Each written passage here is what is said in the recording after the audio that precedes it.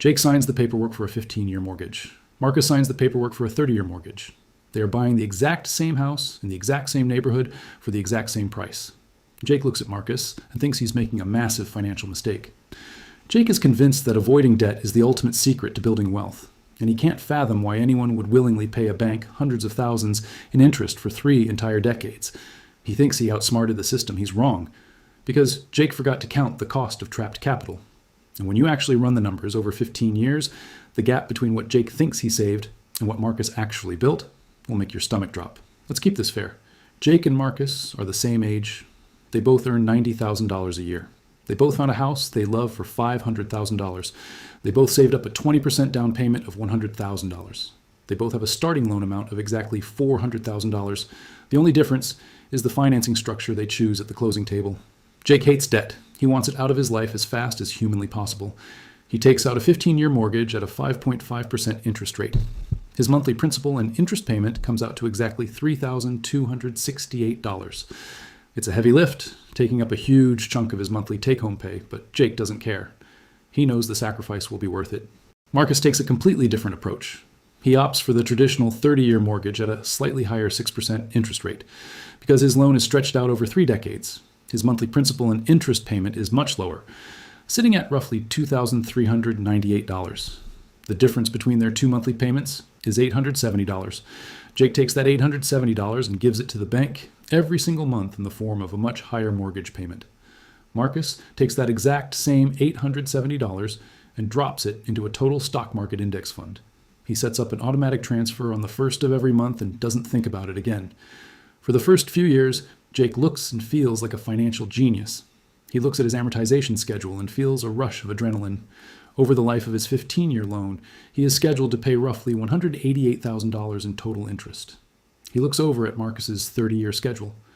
Over 30 years, Marcus is scheduled to pay a staggering $463,000 in total interest. On paper, Jake is saving $275,000. He tells his coworkers, he brags about his strategy at family barbecues. He feels like he found a cheat code to beat the banking system. He's paying down his principal so fast that every time he logs into his mortgage portal, the balance has visibly shrunk. Marcus logs into his brokerage account once a quarter. Year 1, his $870 monthly contributions grow to about $11,000. Year 2, maybe $23,000. It doesn't feel like a life-changing amount of money. Meanwhile, his mortgage balance has barely moved because the first few years of a 30-year mortgage are almost entirely interest payments. Jake's friends applaud his discipline. Marcus's friends don't ask him about anything. The social proof alone makes Jake feel like he is winning by a mile. But feelings and math are 2 very different things, and Jake is completely blind to the hidden mechanics of what he is actually doing. Here's the part nobody talks about. Every time Jake makes that aggressive $3,268 payment, he is building home equity. Equity is the difference between what your house is worth and what you owe the bank. And equity feels incredible. It feels safe. It feels like real wealth. But home equity is dead money. It is the most illiquid, lazy form of wealth in existence. Equity does not pay a dividend. Equity does not yield interest. Equity does not compound. The value of Jake's house will appreciate at the exact same rate whether he owes the bank $400,000 or whether he owes the bank $0. If the real estate market in their city goes up 4% this year, Jake's house goes up by $20,000. Marcus's house goes up by $20,000. The bank doesn't reward Jake for having a smaller loan balance. The asset grows independently of the debt attached to it. By funneling an extra $870 into his mortgage every month, Jake isn't actually making a 5.5% return on his money. He is simply trapping his own cash inside walls of drywall and wood. And this leads to a dangerous financial concept called return on equity. When you first buy a house with 20% down, your return on equity is infinite because you control a massive asset with very little of your own money. But as you pay down the loan, your equity grows. You have hundreds of thousands of dollars sitting trapped in the house, earning absolutely nothing. Your return on equity plummets towards 0. Jake is effectively taking capital that could be working for him in the global economy and burying it in his backyard. But the math gets much darker than opportunity cost. It becomes a question of survival. Let's fast forward the timeline to year 10. Jake has been relentlessly paying his $3,268 every single month for a decade. He's exhausted, but proud. His $400,000 loan balance has plummeted to just $165,000. Assuming a modest 3% annual appreciation, his $500,000 house is now worth about $670,000. That means Jake has roughly $505,000 in home equity, $500,000 to his name. Marcus has been paying his $2,398 mortgage and investing his $870 difference every single month. His mortgage balance is still high, sitting at roughly $335,000. His home equity is only $335,000, but his brokerage account, growing at an average historical rate of roughly 10% per year, has swelled to approximately $175,000. On paper, their total net worth is incredibly similar, but the structure of their wealth is about to dictate their entire future. In year 11, a severe economic recession hits. The company Jake and Marcus work for downsizes, and both of them are laid off on the exact same day. The job market is completely frozen. They have a few months of emergency savings, but soon that runs dry. Jake is not worried. He has $500,000 in home equity. He's rich, right? He walks into his local bank to take out a home equity line of credit, a HELOC, to tap into that wealth and pay his bills until he finds a new job. The loan officer sits him down, looks at his application, and denies him. Why? Because banks don't lend money to people without jobs. It does not matter that Jake has $505,000 of equity trapped in his house. Equity is not cash. The bank requires proof of current income to underwrite a new loan, and Jake's income is currently zero. The reality of the liquidity trap snaps shut. Jake has a $3,268 monthly mortgage payment due in 2 weeks. He cannot access his own wealth to pay it. He cannot sell his house quickly enough in a recessionary market without taking a massive loss. The bank doesn't care that he spent the last 10 years aggressively overpaying his mortgage. If he misses 3 payments, they will initiate foreclosure. Jake is house rich, cash poor, and utterly defenseless. Marcus is sitting at his kitchen table. He lost his job too. And the recession that caused the layoffs also caused the stock market to crash. His $175,000 brokerage portfolio took a brutal 30% hit. It is now worth only $122,000. It hurts to look at, but it's not a crisis, because Marcus's wealth is entirely liquid. He needs to cover his $2,398 monthly mortgage payment. He logs into his brokerage account, sells a tiny fraction of his index funds, and transfers the cash to his checking account. Even after the massive market crash, Marcus's $122,000 portfolio is enough to pay his mortgage for 4 entire years without him having to work a single day. 4 years of runway. He doesn't need to ask a bank for permission to access his money. He doesn't need an underwriter to approve his income. He has absolute unilateral control over his capital. Jake sacrificed his liquidity for the illusion of safety, and it made him incredibly fragile. Marcus embraced volatility to maintain liquidity, and it made him bulletproof. Before we look at how this story ends, we have to talk about the silent force that makes the 30-year mortgage one of the greatest financial tools ever created: inflation. Jake hates his $3,268 payment today, but he knows it's fixed. Marcus loves his $2,398 payment today, and he knows it's fixed too. But here is what happens to fixed debt in an inflationary economy. Over 30 years, the cost of living goes up. Groceries get more expensive, cars get more expensive. But Marcus's mortgage payment stays frozen in time. In year 1, $2,398 might feel like a substantial amount of money. But what does $2,398 feel like in year 20? Due to inflation, the purchasing power of the dollar drops.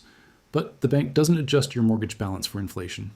If inflation averages just 3% a year, the real cost of Marcus's mortgage payment drops by more than half over the life of the loan. He is paying the bank back with future dollars that are worth significantly less than the dollars he originally borrowed. Jake cuts this inflationary advantage entirely in half. He voluntarily pays the bank back quickly, using today's highly valuable dollars, instead of dragging the debt out and letting inflation erode the true cost of the loan. By stretching the debt to 30 years, Marcus is actively weaponizing inflation against the bank, all while his stock market investments outpace inflation on the other side. If I stopped the story right here, I'd be doing exactly what every hardcore stock market influencer does. I'd be telling you half the truth. The 15-year mortgage is not a scam. In fact, for a very specific type of person, it is the absolute correct choice. The entire premise of Marcus winning relies on one extremely difficult human behavior: discipline. Marcus took that $870 difference and invested it every single month for 10 years. He never skipped a month. He never got tempted. What happens if Marcus takes the 30-year mortgage, looks at his extra $870 a month, and decides he deserves to finance a brand new truck instead? What happens if he uses the extra cash flow to upgrade his lifestyle, take nicer vacations, and eat out 4 times a week? If Marcus does that, the math flips completely. Jake wins, Jake crushes him. Because the 15-year mortgage is the ultimate forced savings vehicle. It forces you, at the threat of foreclosure, to build wealth every single month. You cannot opt out. You cannot skip a payment to go to Cabo. For people who know they lack the discipline to consistently invest the difference, the 15-year mortgage protects them from themselves. There is also the psychological weight of debt. For many people, waking up and knowing they do not owe a single institution a dime is worth millions of dollars in peace of mind. Math cannot calculate the value of sleeping soundly at night. If you're 55 years old, nearing retirement, and moving to a fixed income, paying off your house is a brilliant move to eliminate your biggest monthly expense and reduce your sequence of returns risk.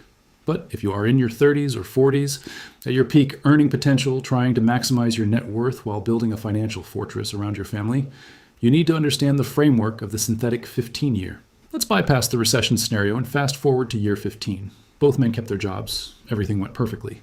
At month 180, Jake sends in his final mortgage payment.